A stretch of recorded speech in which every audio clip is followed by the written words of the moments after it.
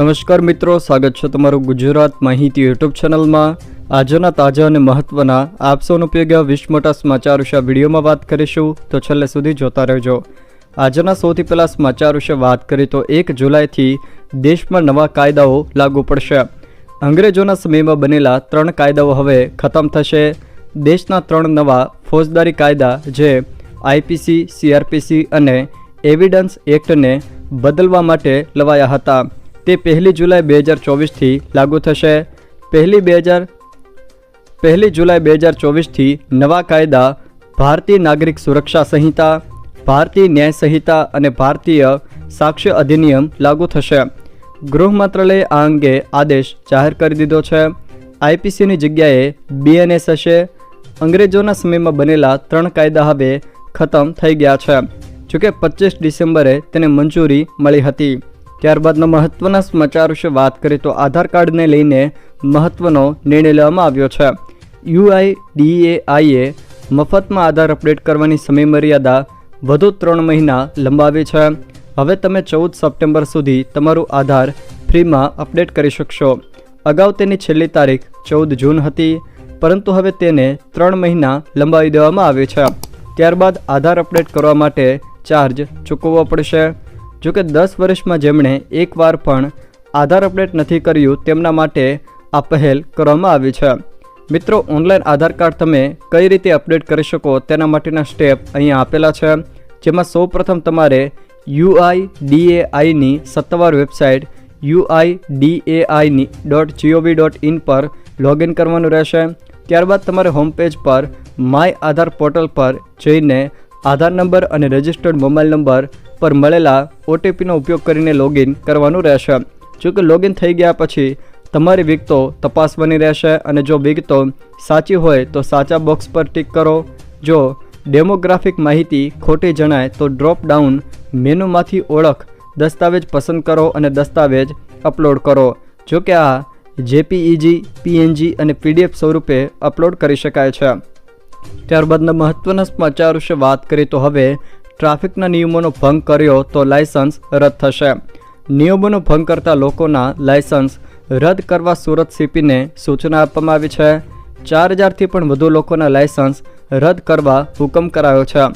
Wrong side જતા લોકોના licence પણ રદ થશે। જોકે નિયમ તોડનાર 4100 લોકોના લાયસન્સ રદ થશે।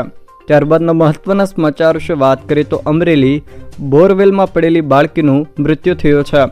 ગઈકાલે અમરેલીના સુરગપરામાં 1.5 વર્ષની બાળકી રમતા રમતા બોરવેલમાં પડી હતી।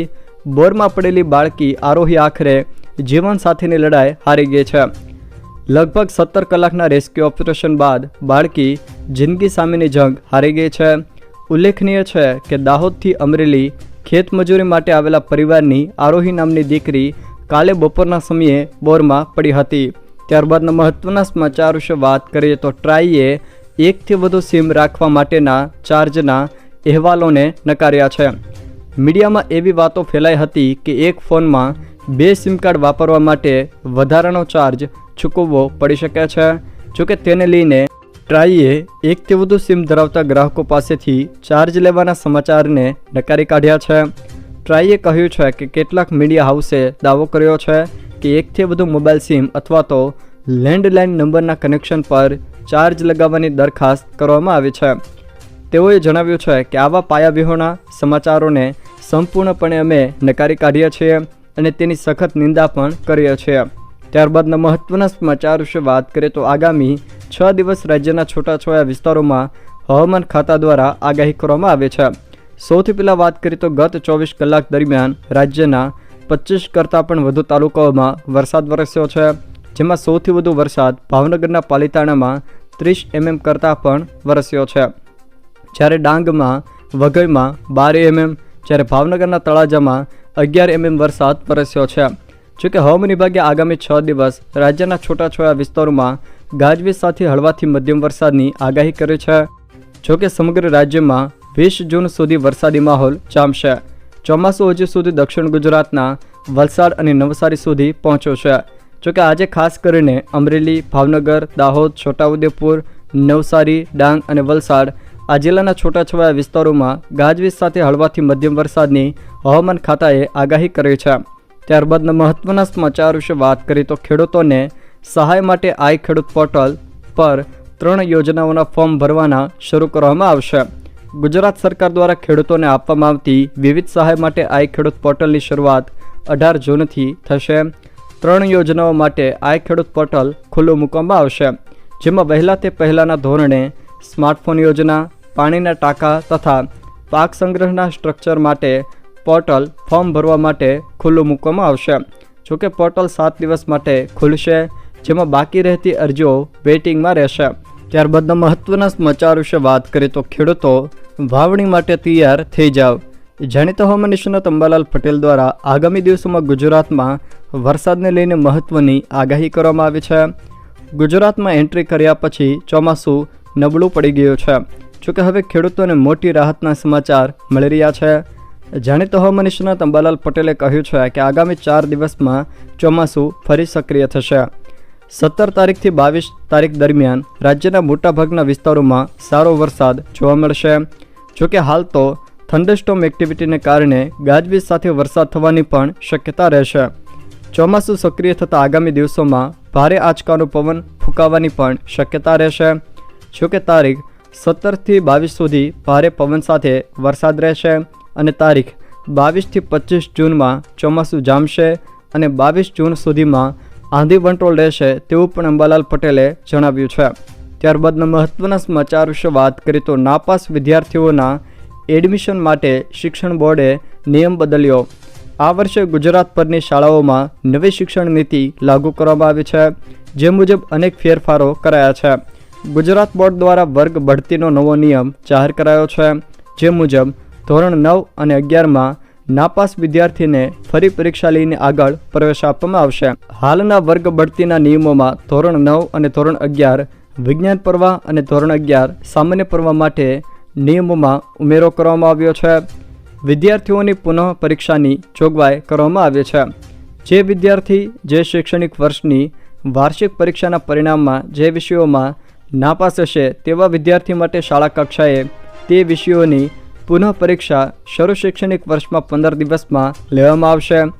હજારો વિદ્યાર્થીઓને આ નિર્ણયથી લાભ થશે અને તેઓ પરીક્ષા આપી પોતાનું વર્ષ બચાવી શકશે.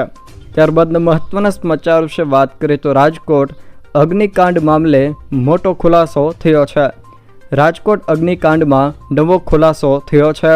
મળતી માહિતી અનુસાર આ કેસમાં સીટે કોર્ટમાં જણાવ્યું છે કે ગેરકાયદેસર બાંધકામને કાયદેસર કરવા માટેની કોઈ અરજી કોર્પોરેશનમાં કરાઈ નથી. 25 મેના રોજ આગ લાગી હતી અને 26 મેના રોજ ખોટા દસ્તાવેજો તૈયાર થયા હતા. અશોકસિંહ અને કિરીટસિંહ જાડેજાના કહ્યા બાદ આ ખોટા દસ્તાવેજો ઊભા થયા હતા. કોર્પોરેશનના ઓરિજિનલ રજિસ્ટરને જાડેજાના કહેવાથી નાશ કરાયો હતો. પૂર્વ ટીપીઓ એમડી સાગઠિયાએ ખોટી મિનિટ્સ બુક બનાવી હતી. ત્યારબાદના મહત્વના સમાચાર વિશે વાત કરીએ તો રામ મંદિરને ઉડાવી દેવાની ધમકી આપવામાં આવી છે. જૈશ-એ-મોહમ્મદ તરફથી રામ મંદિરને ઉડાવી દેવાની ધમકી મળ્યા બાદ વહીવટી તંત્ર એલર્ટ છે. મંદિર વિસ્તારની સાથે સમગ્ર અયોધ્યામાં સુરક્ષા વ્યવસ્થા સઘન કરવામાં આવી છે. સુરક્ષાના કારણોસર અલગ અલગ ટીમો બનાવવામાં આવી છે. વરિષ્ઠ અધિકારીઓનું તેમનું નેતૃત્વ કરવા માટે કહેવામાં આવ્યું છે. પોલીસ ઉપરાંત પીએસસીને પણ સુરક્ષા માટે તૈનાત કરવામાં આવી છે. ત્યારબાદના મહત્વના સમાચાર વિશે વાત કરીએ તો વધુ એક ડેરીએ દૂધના ભાવ વધાર્યા છે. પરાગ ડેરીએ 1 લીટર દૂધના ભાવમાં 2 રૂપિયા વધાર્યા છે. પરાગ ટોન દૂધ 54 રૂપિયાના બદલે 56 રૂપિયામાં મળશે, જ્યારે પરાગ ગોલ્ડ 1 લીટરની કિંમત 66 રૂપિયાથી વધીને 68 રૂપિયા થઈ ગઈ છે. પરાગ ડેરીના જનરલ મેનેજરે આ માહિતી આપી છે. પરાગના અડધા લીટર દૂધની કિંમત 33થી વધીને 34 રૂપિયા થઈ, જોકે અડધા લીટર પરાગ સ્ટાન્ડર્ડની કિંમત 30ને બદલે 31 રૂપિયા છે. જોકે અડધા લીટર ટોન દૂધની કિંમત 27ને બદલે 28 રૂપિયા થઈ. અમૂલ અને મધર ડેરીએ પણ દૂધના ભાવમાં વધારો કર્યો છે. ત્યારબાદના મહત્વના સમાચાર વિશે વાત કરીએ તો ઉર્જા વિભાગની ભરતી કૌભાંડ મામલે વધુ એક મોટા સમાચાર સામે આવ્યા છે. કૌભાંડમાં હજુ સુધી નિષ્પક્ષ તપાસ થઈ નથી તેવો દાવો યુવરાજસિંહ જાડેજા દ્વારા કરવામાં આવ્યો છે. તેઓએ વધુમાં જણાવ્યું છે કે જુનિયર આસિસ્ટન્ટની પરીક્ષામાં ગેરરીતિ થઈ. માત્ર 57 જેટલા વિદ્યાર્થીઓ સામે જ પગલાં લેવાયા. 300થી વધુ વિદ્યાર્થીઓની સંડોવણી હોવાનું તેઓએ દાવો કર્યો છે. જોકે વચેટિયાઓ વિરુદ્ધ કોઈ પગલાં નથી લેવાયા તેવી માહિતી પણ તેઓએ આપી છે. જો મિત્રો આ વિડીયો તમને પસંદ આવ્યો હોય તો વિડીયોને લાઇક કરો, તમારા મિત્રો સાથે શેર કરો અને જો તમે અમારી ચેનલમાં નવા હો તો ચેનલને સબસ્ક્રાઈબ જરૂર કરજો, જેથી મારા આવનારા તમામ વિડીયોની માહિતી તમારા સુધી પહોંચી શકે.